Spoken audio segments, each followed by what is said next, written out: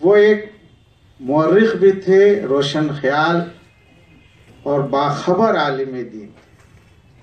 ان کا نظریہ یہ تھا کہ کسی قوم کی شکست پر، سیاسی شکست سے پہلے اس کی فکر اور علمی حیثیت پر زوال آتا ہے، اور اسی نظریے سے انہوں نے اپنی پوری زندگی اس قوم کو تعلیمی لحاظ سے اوپر اٹھانے میں صرف کیا. کہ مولانا جو گیلانی ہیں وہ غیر معمولی خوبیوں کے، اوصاف کے مالک تھے.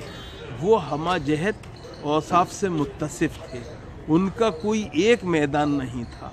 انہوں نے تفسیر، حدیث، فقہ، کلام، تعلیم، سماجیات، کون سا موضوع ہے جس پر قلم نہ اٹھایا. سیرت النبی پر ان کا کام غیر معمولی کام ہے. مولانا جو ہیں مناظر حسن گیلانی ہمارے ان نابغہ عصر میں سے تھے کہ انہوں نے تنہا وہ کام کیا ہے جو ادارے بھی مل کر نہیں کر پا رہے.